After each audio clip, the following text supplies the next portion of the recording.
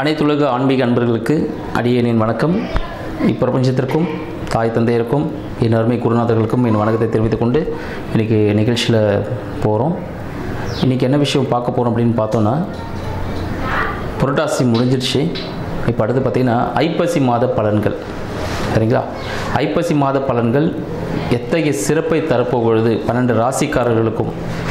மேஷம், ரிஷபம், மிதுனம், கடகம், சிம்மம், கன்னி, துலாமுக்கு ஒரு சிறப்பு இருக்குது. விருச்சகம், தனுஷு, மகரம், கும்பம், மீனம். இந்த 12 ராசிக்காரர்கள் பார்த்திங்கன்னா 12 ராசிகளில் ஒரு ராசியும் 3 நட்சத்திரம் கொண்டு இருக்கும். சரிங்களா? ஸோ இந்த விஷயங்கள் எல்லாமே இருக்க போது இதில் துலாம் ராசி அப்படின்னு சொல்லுவோம். இந்த துலாம் ராசி ஐப்பசி மாதத்தில் துலாம் ராசிக்கு என்ன விஷயம்?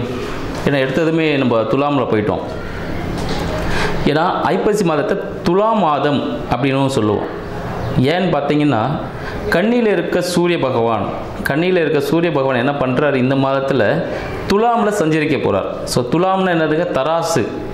துலாமோட சிம்பிள் பார்த்தீங்கன்னா தராசு. அவங்க எடை போடக்கூடியவர்கள், ஒரு நியாயமாக நடந்துக்கக்கூடிய பர்சன் யாருன்னு பார்த்தீங்கன்னா இந்த துலாம் ராசிக்காரர்கள் சொல்லலாம்.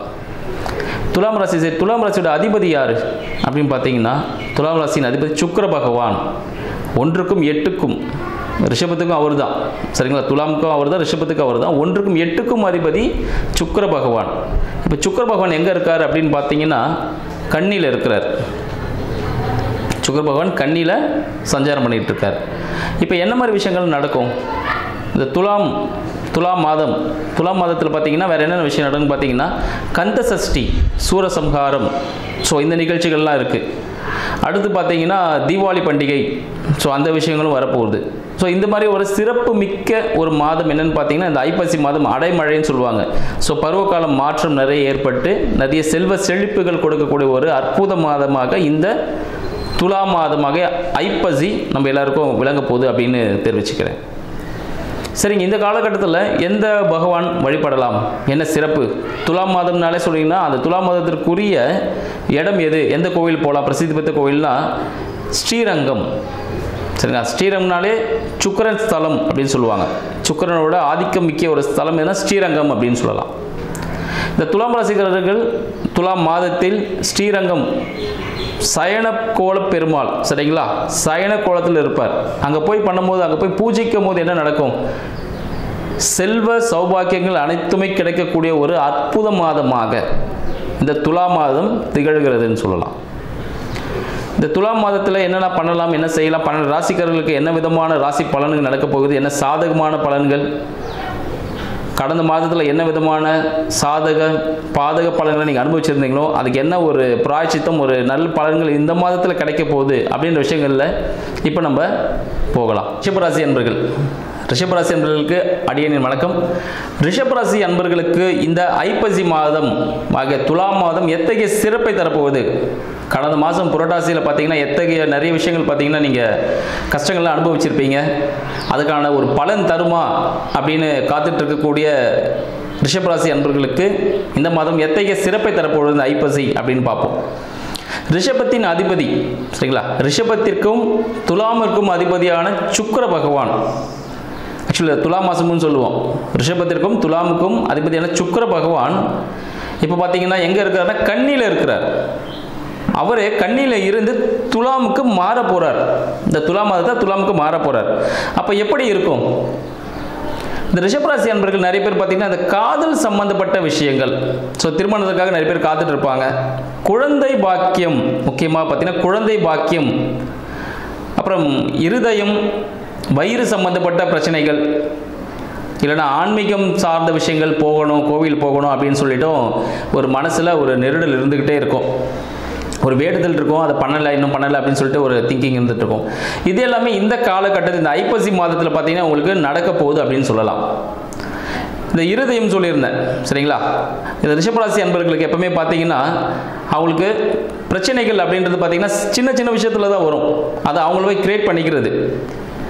இப்போ அவங்களுக்கு இந்த இருதயம் சார்ந்த விஷயங்கள் நிறைய விஷயத்தை மனசில் போட்டு குழப்பிக்கிட்டே இருப்பாங்க. குழந்தைகள் சார்ந்த விஷயங்கள், குழந்தைகளின் உடல் உபாதைகள் ஏற்படக்கூடிய மாதமாக இந்த ஐப்பசி மாதம் ரிஷப ராசிக்காரர்களுக்கு இருக்குன்னு சொல்லலாம். பூர்வீகம், உங்களோட பூர்வீகத்துக்கு நீங்கள் போக முடியாத ஒரு நிலை. இப்போ தீபாவளி வேறு வரப்போகுது, இப்போ டிக்கெட் கிடைக்கும் கூட போகலாம். ஸோ அந்த தீபாவளிக்கு போக முடியாமல் ஒரு வாய்ப்புகளும் இருக்கலாம். ரிஷபராசி அன்பர்களுக்கு மனதிற்கு பிடித்தவர்கள், ரொம்ப மனசுக்கு பிடிச்ச ஒரு பர்சனாக இருப்பாங்க, அவங்க கூட ஒரு மன முறிவு, ஒரு சின்ன சண்டை சச்சரவுகள் ஏற்படுறதுக்கான ஒரு வாய்ப்புகள் இருக்குது அப்படின்னு சொல்லலாம். குழந்தைகள் கூட வாக்குவாதங்கள் ஏற்படுறதுக்கான வாய்ப்புகள் உண்டு. அதனால் சிறிய பிரிவுகள் ஏற்பட சான்சஸ் உண்டு. என்னங்க எல்லாமே இப்படியே சொல்லிட்டு இருக்கீங்க? இன்னமும் இருக்குது ரிஷபராசி அன்பர்களுக்கு. ரிஷபராசி அன்பர்களுக்கு 8ஆம் இடத்தின் அதிபதியான 8க்கும் 11க்கும், சரிங்களா, 8க்கும் 11, 8 நாள் என்னது? மறைமுக வாழ்வு, மறைமுக தொடர்பு, மறைமுக வருமானம், விபத்து, கண்டங்கள் அப்படின்னு சொல்லலாம். இதெல்லாம் எப்படி ஏற்படும் சொல்லிடுறேன்.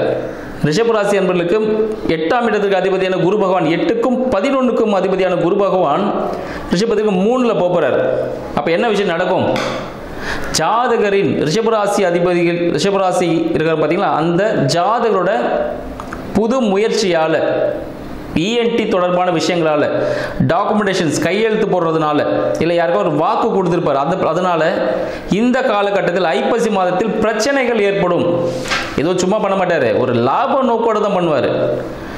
சரிங்களா? ஒருத்தர் சொல்லுவார், நீங்கள் வந்து எனக்கு இதை ஜாமீன் மாதிரி சும்மா கொடுங்க, நான் உங்களுக்கு வந்து வந்தால் ஒரு அமௌண்ட் கொடுத்துறேன், 10 லட்சம் எனக்கு வரும், உங்களுக்கு 2 லட்சம் கொடுத்துறேன்னு இவர் ஜாமீன் போய் போடுவார். அப்போ சிக்கிப்பார். ஏன்னா ஒரு லாப நோக்கத்தோடு செயல்படும் பொழுது அது ஒரு பிரச்சனை கொடுக்கும். ஏன்னா குரு பகவான் பார்த்தீங்கன்னா 8ஆம் அதிபதி குரு பகவான் ஒரு உச்சம் பெறக்கூடிய இடமாக கடகத்தில் சஞ்சரிக்க போகிறார் ரிஷபராசி என்பவர்களுக்கு. அப்போ ரிஷபராசி என்பவர்கள் என்ன பண்ணணும்? டாக்குமெண்டேஷன்ஸ் இல்லை வாக்கு கொடுக்கறது, அந்த விஷயங்கள், இல்லை டபுள் டாக்குமெண்ட் ஏற்படலாம். வீடு வண்டி வாகனம் ஆகும்போது டபுள் டாக்குமெண்ட் ஏற்படலாம். வண்டி வாகனம்னா வீடு சம்பந்தப்பட்ட விஷயங்கள். தாயாரின் உடல்நிலையில் கவனமாக இருக்கணும். சரிங்களா? நோட் பண்ணிக்கங்க. முக்கியமாக தாயாரின் உடல்நிலை கவனம் தேவை. இல்லை உங்களோட இருதயம் சம்பந்தப்பட்ட பிரச்சனைகள் ஏற்படுறதுக்கான வாய்ப்புகள் உண்டு. சளி தொந்தரவுகள், இருதயம்னா நீங்கள் உடனே பயந்துருவேன், ஹார்ட் அட்டாக் தானே, அப்படிலாம் இல்லை, சின்ன சின்ன இஷ்யூஸ் தான். சளி சம்பந்தப்பட்ட பிரச்சனைகள் என்னன்னா ரிஷபராசி அன்பர்கள் அவங்களாகவே தானாகவே இதை தேடிப்பாங்க. ஏன்னா இப்போ வந்து கிளைமேட் சேஞ்ச் ஆகுது.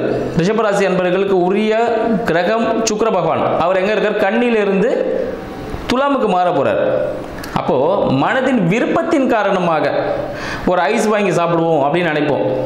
ஐஸ் வாங்கி ஒரு மன மகிழ்ச்சிக்காக ஒரு டூர் போவோம் ஃப்ரெண்ட்ஸ் கூட, ஒரு ஐஸ் வாங்கி சாப்பிடலாம், ஒரு கூல்ட்ரிங்க்ஸ் குடிக்கலாம் அப்படின்னு சொல்லி நினைப்போம். இல்லை லிப்ஸ்டிக் போடுறது, பெண்கள் இந்த லிப்ஸ்டிக் யூஸ் பண்ணுவாங்க பாருங்க. ஸோ அதெல்லாம் கெமிக்கல் சார்ந்த விஷயங்கள், வாயில் உபாதைகள் ஏற்படுறதுக்கான வாய்ப்புகளும் உண்டு. அதில் கண்டிப்பாக கவனமாக இருங்க. உணவு சார்ந்த பொருள்களில் கவனம் தேவை அப்படின்னு சொல்லலாம். அடுத்து உங்களோட புது முயற்சினா வீடு வாங்கணும் இல்லை வண்டி வாங்கணும் அப்படின்னு எதனா இருந்துச்சுன்னா இப்போ சிறிய தடைகள் ஏற்படுறதுக்கான வாய்ப்புகள் இந்த மாதத்தில் இருக்குது. இந்த துலா மாதமாகிய ஐப்பசி மாதத்தில் ரிஷபராசி அன்பர்கள் கொஞ்சம் பொறுமை காத்தே ஆகணும். அப்படி இல்லைன்னா அரசாங்கம் சார்ந்த சில விஷயங்களில் தண்டனைகள் ஏற்படுறதுக்கான வாய்ப்புகள், பெனால்ட்டி, ஃபைன் வரதுக்கான வாய்ப்புகள்லாம் இருக்குங்க. அதை கொஞ்சம் பார்த்துடுங்க. அடுத்தது உங்களோட உடல் உபாதைகள் சார்ந்த விஷயங்கள்லையும் கவனம் கண்டிப்பாக தேவை. ஜிம்முக்கு போயிடுங்க. ஜிம்மில் போய் ஒர்க் அவுட் பண்ண முடியாதவங்க ஜிம்முக்கு போங்க, முடியாதவங்க வாக்கிங் போங்க. கண்டிப்பாக உணவில் கண்டிப்பாக கட்டுப்பாடு இருக்கணும், அதை பார்த்துடுங்க. அடுத்து பார்த்தா மனைவியின் மூலமாக, இல்லைன்னா உங்களோட மனைவி 7ஆம் பாவம், அந்த விருச்சகத்துக்கு யார் போகிறாங்க? செவ்வாய் பகவான் போகிறாரு, புத பகவான் போகிறாரு, எல்லாருமே மாறுறாங்க. அப்போ என்ன நடக்கும் ரிஷபராசி என்பவர்களுக்கு அப்படின்னு பார்த்தீங்கன்னா உங்களோட வருமானம், மனைவியின் மூலமாக ஒரு வருமானம் வரதுக்கான வாய்ப்புகள் உண்டுன்னு சொல்லலாம். நண்பர்களின் மூலமாக ஒரு வருமானம் இத்தனை நாள் தடைப்பட்டு இருந்திருக்கும், அந்த எல்லாமே வருமானம் வரப்போகுது அப்படின்னு சொல்லலாம். உங்கள் கைக்கு திரும்ப முன்னாடி செலுத்தின பணம் திரும்ப கிடைக்கக்கூடிய ஒரு வாய்ப்புகள் உண்டு. அதுலேயும் மனைவியின் மூலமாக ஒரு சின்ன செலவும் ஏற்பட போகுது. என்னங்க இப்போ தான் வருமானம் வரும்னு சொன்னீங்க, அதுக்குள்ளே செலவு வரும்னு சொல்கிறீங்க அப்படின்னு நினைப்பீங்க. ஏன்னு பார்த்தீங்கன்னா மனைவிக்கு ஒரு பொருள் நீங்கள் வாங்கி கொடுக்கலாம். அது என்னவா இருக்கும்? வெள்ளி கொலுசு. சுக்கிரன் ஆதிக்க சுக்கிரனால் வெள்ளி. ஸோ ரிஷபராசி அன்பர்கள் வெள்ளி கொலுசு, மெட்டி இது மனைவிக்கு வாங்கி கொடுப்பதன் மூலமாக, இல்லை உங்களோட நண்பர்களுக்கு வாங்கி கொடுப்பதன் மூலமாக நீங்கள் அந்த விரயத்தை சுப விரயமாக மாற்றி ஒரு சேமிப்பாக உங்களுக்கு வச்சுக்கலாம். 11ல் சனீஸ்வர பகவான் இருக்கார், கரெக்டுங்களா? மீனத்தில். அப்போ என்ன பண்ணலாம்? லாபத்தை பெருக்கிறதுக்கு நல்லெண்ணெய் தானம், சித்தர்கள் கோவிலில் நல்லெண்ணெய் வாங்கி தானம் பண்ணலாம். முதியோர்கள், ஊனமுற்றோர் முதியோர்கள் இல்லத்திற்கு போயிட்டு நீங்கள் உணவு கொடுக்கலாம். இந்த விஷயங்கள்லாம் செய்யும் போது பார்த்தீங்கன்னா உங்களுக்கு ப்ராஃபிட் அதிகமாகும். அதாவது லாபம் இரட்டிப்பாகக்கூடிய ஒரு காலகட்டமாக இருக்குது. முக்கியமாக ரிஷபராசி அன்பர்கள் தொழில் செய்யக்கூடிய இடத்திலும் சரி, வேலை செய்யக்கூடிய இடத்திலும் எந்த விதமான நான் டெக்னிக்கலாக இந்த விஷயத்தை பண்ணி முடிச்சிருவேன் அப்படின்னு வாக்கு கொடுக்காதீங்க. வாக்கு கொடுத்தீங்கன்னா கண்டிப்பாக மாட்டிப்பீங்க. அந்த உங்களால் செய்ய முடியாமல் மாட்டி அசிங்கப்படக்கூடிய ஒரு சூழ்நிலை ஏற்படும். ஏன்னா 3ல் பார்த்தீங்கன்னா கடகத்தில் குரு பகவான் வந்துடுறார். அவர் 8க்கு அதிபதி. அவர் அங்கே இருந்து உங்களோட 10ஆம் பாவத்துக்கு நேராக இருக்கார். அப்போ சில விஷயங்கள் நடக்குமான்னு கேட்டால் நடக்கும் கண்டிப்பாக. ரிஷபராசி அன்பர்கள் தொழில் பார்த்தீங்கன்னா எந்த விதமான வாக்கு யாருக்கும் கொடுக்க வேண்டாம். செய்கிற தொழிலை செஞ்சுக்கிட்டே போங்க. அதுவே உங்களுக்கு இரட்டிப்பு லாபத்தை கொடுக்கும். அதாவது ஒரு ஒர்க்கு போயிட்டுருக்கோம், அதை கண்டினியூ அப்படியே போயிட்டு இருந்தால் போதும். ஒரு கமிட்மெண்ட் கொடுத்து மாட்டிக்க வேண்டாம். சரிங்களா? கையெழுத்து போட்டு கொடுத்து விஷயங்களை சிக்கிக்க வேண்டாம். ஏன்னா அதுவே உங்களுக்கு ஒரு ப்ரெஷரை ஏற்படுத்திடும். அந்த விஷயத்தையும் பார்த்துக்கணும். அடுத்து பார்த்தீங்கன்னா விரயம் யாருக்கு ஏற்படும் பார்த்தீங்கன்னா உங்களுக்கு விரயம் வயிறு சார்ந்த பிரச்சனைகள், சின்ன கோர்ட்டு கேஸ் சம்மந்தப்பட்ட விஷயங்கள், சிறிய வாகனம் சார்ந்த விபத்துகள் நடப்பதற்கு வாய்ப்புகள் இருக்குது. அப்போ என்ன பண்ணலாம்? வாகனம் சார்ந்த விஷயங்கள்னால நீங்கள் ஒரு வாட்டர் வாஷ் வண்டியை ஒரு வாட்டர் வாஷ் விட்டுருங்க. ஒரு சர்வீஸ் ஒன்று விட்டுட்டு ஆயில் சேஞ்ச் பண்ணுங்கள். வாகனம் சார்ந்த விபத்துலேருந்து நம்ம தப்பிச்சுக்கலாம். இல்லை உங்கள் வீட்டில் ஏதாவது கரெக்ஷன்ஸ் பண்ண வேண்டியிருக்கு, வீட்டில் ஏதாவது சின்ன பொருளை வாங்கி மாற்றி வைக்கணும், ஒரு சின்ன ஒரு ஆல்ட்ரேஷன்னா பண்ணிவிடுங்க. இதில் உடல் உபாதைகளில் நம்ம தப்பிச்சுக்கலான்னு சொல்லலாம். அடுத்து பார்த்தீங்கன்னா 4ஆம் அதிபதியான சூரிய பகவான் உங்களுக்கு 6ல் இருக்கார். அப்போ என்ன ஆக போகுது? ஒரு சளி தொந்தரவுகள் ஏற்பட போகுது, வீசிங் சார்ந்த பிரச்சனைகள் ஏற்பட போகுது.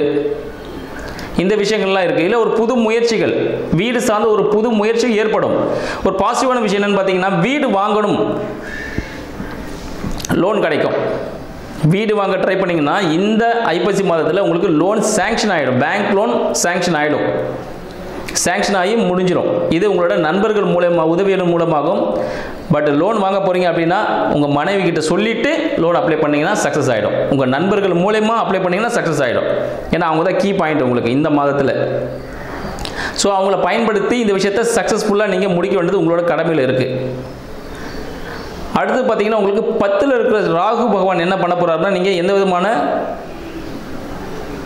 கம்யூனிகேஷன்ஸ் ரிலேட்டடான விஷயங்கள் பண்ணிங்கன்னா சக்ஸஸ். ஸ்கிராப்பு, கம்யூனிகேஷன், இல்லை கனரக வாகனங்கள் சம்மந்தப்பட்ட விஷயங்கள் பண்ணிங்கன்னா சூப்பராக இருக்கும். லைஃப் சூப்பராக ரன் ஆகும். வேறு விதமான தொழில்கள் செஞ்சுட்டு இருக்கீங்க அப்படின்னும் போது பார்த்தீங்கன்னா எந்த விதமான சட்டத்திற்கு புறம்பான தொழில்கள் எதுவும் செய்ய வேண்டாம். ஏன்னா சூரிய பகவான் பார்த்துட்டு இருக்கார். அதனால் அரசாங்கம் தண்டனைகள் ஏற்படுவதற்கான வாய்ப்புகள் உண்டு. 2ஆம் திருமணம், ரிஷபராசினருக்கு 2ஆம் திருமணம் இந்த காலகட்டத்தில் ஏற்படுமா அப்படின்னு கேட்டிங்கன்னா ஏற்படுவதற்கான வாய்ப்புகள் இருக்குது அப்படின்னு சொல்லலாம். அவங்களோட வயது கொஞ்சம் முதிர்ந்தவர்களாக இருக்கலாம். சரிங்களா? இந்த விஷயங்கள் உங்களுக்கு நடக்கக்கூடிய ஒரு வாய்ப்பு இந்த ரிஷபராசி அன்பர்களுக்கு இந்த காலகட்டத்தில் அமையும் போகுது. அதனால் இந்த மாதத்தை பயன்படுத்துங்க.